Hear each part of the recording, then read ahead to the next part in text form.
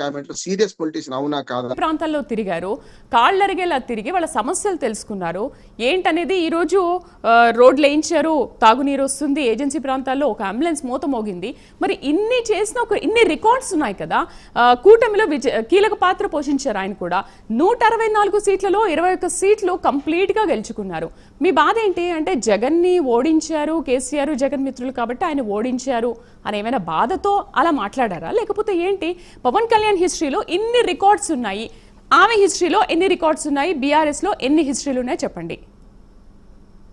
అంటే ఇక్కడ తన మాట్లాడిన ఆ సందర్భాన్ని మనము ఇంకా కొద్దిగా లోతుగా ఆలోచన చేస్తే ప్రాంతీయ పార్టీ ఇద్దరము ఒకటిగా ఉండడం వల్ల జాతీయ పార్టీలతోటి కొద్దిగా ఢీ కొట్టడంలో కొద్దిగా మనము నిలబడే వాళ్ళము, తెలుగు ప్రజలు నిలబెట్టే వాళ్ళం అనే కోణమే తప్పిస్తే వేరేది ఏం లేదు. ఎందుకు త్రిభాషా సిద్ధాంతం ఇప్పుడు మన పెద్దలు చెప్పారు, రామ్మోహన్ గారు ఆల్రెడీ చెప్పారు.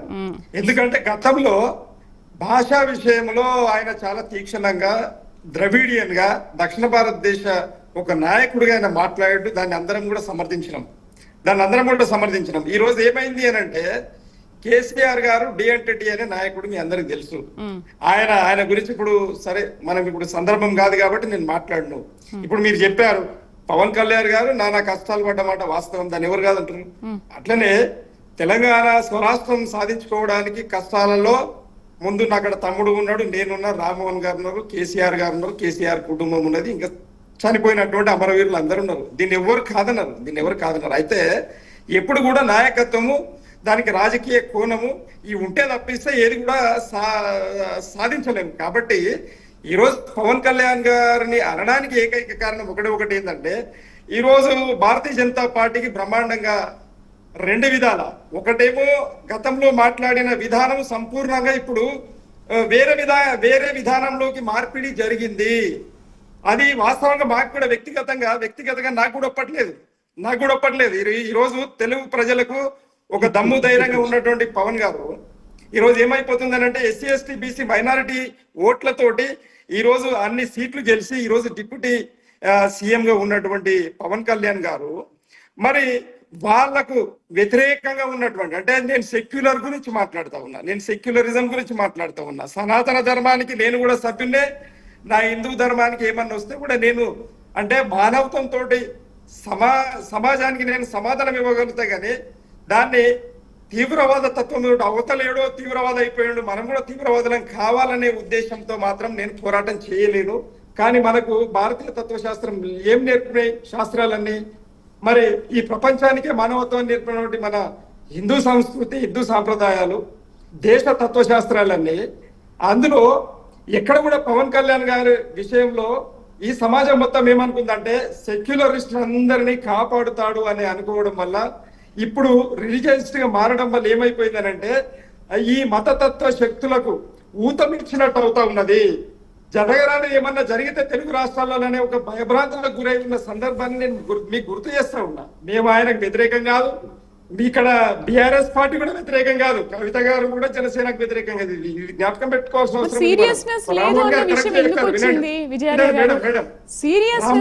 కరెక్టే చెప్పారు. ఏంటంటే రేపు పొద్దుగాల వాళ్ళిద్దరికి ఇట్లా మాట్లాడుకున్నా కూడా ఆశ్చర్యపోవాల్సిన అవసరం లేదు. ఆయన ఉత్తగానే ఆయన అనుభవజ్ఞుడు కాబట్టి సరిగ్గా చెప్పారు. ఆయన నేనేమంటున్నా సరే తమ్ముడికి అవకాశం వచ్చింది, ఆయన ఒక ప్రతినిధిగా పాల్గొంటా ఉన్నాడు పార్టీ తరఫున, ఆయన భావాన్ని ఆయన ప్రకటిస్తా ఉన్నట్టు మేము దాన్ని కూడా తప్పబడతలేం. కానీ ఆమె అన్నది ఒకటి, ముందేమో భాషా విషయంలో ఈ విధంగా మాట్లాడి ఇప్పుడేమో మాట మారుస్తా ఉన్నాడు. మరి ముందు ఒక మాట ఎన్నుకో మాట, ఒక స్టాండ్ లేదు అనే ఉద్దేశాన్ని అయితే కవిత గారు ముందు వెనక ఒక మాట. విజయ గారు మీరు మీ పార్టీలో ఈ 10 ఏళ్లలో మీరు పార్టీ స్థాపించినప్పటి నుంచి మీరు ఎప్పుడు మాట్లాడలేదా? మీరు ఒకే స్టాండ్ మీద ఉన్నారా?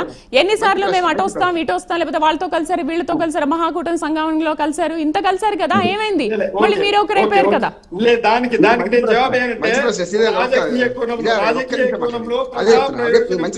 విశ్లేషకులు ఒకసారి మాట్లాడతారంట, విన్నాం. ఏ పార్టీ ఇంకొక పార్టీకి చట్టబద్ధంగా విధానసభలో గాని పార్లమెంట్ లో గాని సపోర్ట్ చేయడంలో తప్పు కాదు. కానీ భావజాలంలో ఈ రోజు సెక్యులర్ వాదులందరూ కూడా జనసేన ఎంబడి ఉన్నారు. ఈ మాట మర్చిపోవద్దు. అలాగే ద్రవిడియన్ రాష్ట్రాల ప్రజలు ఇన్ని రాష్ట్రాల ప్రజలు జనసేన అధిపతి వాట్ ఈస్ ద భావజాలం? సెక్యులరిజం అంటే సెక్యులరిజం ముసుగులో హిందువుల పైన దాడులు చేయడం సెక్యులరిజమా? అంటే హిందువులను అనగారింపబడమా? అంటే హిందువులను చంపేసిన మాట్లాడకపోవడమా? బొట్టు పెట్టుకొని నేను చెప్పేది వినండి. మీరు క్వశ్చన్ వేసిండ్రు, నేను సపరేట్గా విన్నా. నేను సమాధాన పరుస్తా ఉన్నా, సమాధానం చెప్తా ఉన్నా. నేను క్వశ్చన్ వేయలేదు. మీరు సమాధానం చెప్పట్లేదు. సమాధానం చెప్తా ఉన్నా. సమాధానం చెప్పలేదు. అంటే మీరు హిందూ సెక్యులరిస్టులతో పాటు హిందువులు కూడా వేసిండ్రన్నా.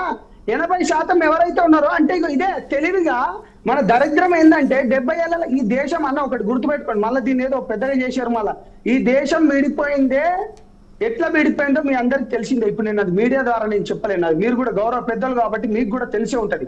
ఈ దేశం 2 వర్గాలుగా విడిపోయింది. అప్పుడు ఎవరెవరు ఉన్నారు, జిన్నా నుంచి ఎందుకు విడిపోయింది ఈ దేశం అనేది కూడా మీకు తెలుసు. అది మీరు దాన్ని కూడా పట్టుకోండి. మళ్ళీ దీన్ని సెక్యులరిజం అనేది కొత్తగా తీసుకురాకండి అన్న. ఒకవేళ సెక్యులరిజం అయినా కానీ అంటే ఇతర మతస్థుల పైన దాడులు చేయడం ఇదేనా సెక్యులరిజం? అంటే నాకు ఒక డౌట్ అన్న. నేను ఒక గిరిజన బిడ్డను, నేను ఒక లంబాడి బిడ్డగా నేను అడుగుతున్నా. నేను ఒక హిందూ బిడ్డగా మీరు ఎందుకు ఆంధ్రప్రదేశ్ రాష్ట్రంలో రథాలు దగ్ధం చేసినా గానీ, లేకపోతే రాముని తల తీసేసినా గానీ, లేకపోతే మిగతా ఇష్యూస్ జరిగినా కానీ మీరు ఎందుకు రాలేదు? అదేవిధంగా సికింద్రాబాద్ దగ్గర కూడా ఒకటి మన ముత్యాలమ్మ టెంపుల్ దగ్గర కేవలం అంటే బీజేపీ దాంతో పాటు మేము కూడా పాల్గొన్నాం. అంటే ఇప్పుడు మేము పాల్గొంటే మతతత్వ పార్టీలం అయిపోతామా? అంటే మా పైన దాడులు జరుగుతున్నాయంటే మమ్మల్ని కొట్లాడుతున్నారా బాబు, మమ్మల్ని చంపేస్తున్నారా బాబు? మా విగ్రహాల పైన వచ్చి లిటరల్ గా యూరిన్ పాస్ చేసినా గానీ మేము అడగొద్దు. ఒకవేళ మేము అడుగుతే మతతత్వం అయిపోతాడు. పవన్ కళ్యాణ్ మతతత్వం అయిపోతాడు. ఇదెక్కడ నీతి అన్నా? ఇదెక్కడ ధర్మం అన్నా? మీరు పెట్టేది హిందువే ఉంటాడు కానీ చాలా 10% మాత్రమే ఇతర మతస్థుల మాట వాస్తవము. దాన్ని మనం గమనించాలి. ఇది రాజకీయం.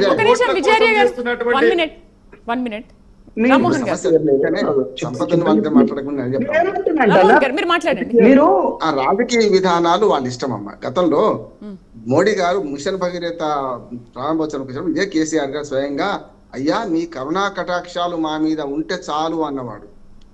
దేశంలో ఏ బిల్లు వచ్చినా అంటే కరెన్సీ నోట్ల పెద్ద నోట్ల రద్దు నుంచి మొదలు పెడితే మొదటి 5 ఏళ్ళు అయితే పూర్తిగా బీజేపీని సమర్థించింది కదా. మరి అప్పుడు సెటిలిజం జ్ఞాపకం రాలేదు కేసీఆర్ గారు. ఇక్కడ సమస్య వస్తుంది. ఒకటి నెంబర్ 1. రెండోది ఏంటంటే రాజకీయ విధానాల పరంగా మారుతుంటాయి. ఏమంటున్నాను పాన్ పరాగ అగ్రిమెంట్ లాగా ఏ కబీనా అనే మాటను ఎంత స్వీట్ గా చెప్పొచ్చు. అట్లే పవన్ కళ్యాణ్ గారు అదే విషయాన్ని అట్లే చెప్పిండ్రు, కానీ చెప్పే పద్ధతిలో తేడా వచ్చింది అంతే, అంతకని ఏం లేదు. కానీ సెక్యులరిజం పేరు మీద ఎంఐఎంతో పొత్తు పెట్టుకుంటేనేమో సెక్యులరిజం అవుతుంది. బీజేపీ అంటే సెక్యులర్ పార్టీ కాకుండా ఎట్లా పోయింది? నేను మొదటి నుంచి అడుగుతున్నా ఏంటంటే బీజేపీ నాన్ సెక్యులర్ ఎట్లా అవుతుంది, ఎంఐఎం సెక్యులర్ ఎట్లా అవుతుంది? వీళ్ళందరూ కాంగ్రెస్ గానీ, బీఆర్ఎస్ గానీ, ఇతర తెలుగుదేశం గానీ అన్ని పార్టీలు గతంలో ఎంఐఎం తో పొత్తు పెట్టుకుని లేకపోతే ఎంఐఎం సపోర్ట్ చేసినాయి. ఈ పార్టీలు ఎంఐఎం సపోర్ట్ చేసినప్పుడే సెక్యులర్ మేము సెక్యులర్ పార్టీలు అంటున్నాం. ఎంఐఎం సెక్యులర్ పార్టీ ఎట్లా అవుతుంది? కాదు కదా. అప్పుడు ఆ తప్పు చేసి మళ్ళీ ఇప్పుడు ఈ తప్పు చేస్తే కరెక్ట్ కాదు. అందుకని పవన్ కళ్యాణ్ గారు దానికి కొన్ని పరిమితులు ఉన్నాయి. ఒకనాడు దేశం విడిపోవాల్సి వస్తుంది అన్నవాడు ఇవాళ అదే మాట నేను చేసి సాఫ్ట్ గా చెప్పిండు అంటున్నా. నేను దాన్ని అర్థం చేసుకోండి. మీరు ఎంత సాఫ్ట్ గా చెప్పిండు? నిజంగా చెప్పాలంటే చెడు చెవిలో చెప్పాలి, మంచి బహిరంగంగా చెప్పాలంటారు కదా. అందుకనే చెడు చెవిలో చెప్పిండు అంటున్నాను. ఇప్పుడు మోడీ గారికి చాలా సన్నిహితుడు ఎవరు? పవన్ కళ్యాణ్ గారు. స్పష్టంగా చెప్పే ఉంటాడు దక్షిణ భారతదేశంలో ఈ సమస్య ఉంటది, రేపు నేను తమిళనాడు పోవాలి, తిరుగుతున్నాను, ఈ సమస్య వస్తే చెప్పే ఉంటాడు. ఎందుకు చెప్పొద్దు? అది కూడా చెప్పిండు కదా అంటున్నా. చెప్పే పద్ధతిలోనే తేడా ఏముంటది అంటే సాఫ్ట్ గా చెప్పిండు. గతంలో మోటుగా చెప్పిండు. ఈ 2 విషయాలు అదే విషయం చెప్పింది అదే, ఇంకేం కాదు. అందుకని నేను ఏమంటున్నా అంటే దయచేసి బీఆర్ఎస్ కానీ లేకుంటే కాంగ్రెస్ కానీ వీళ్ళందరూ ఎంఐఎంతో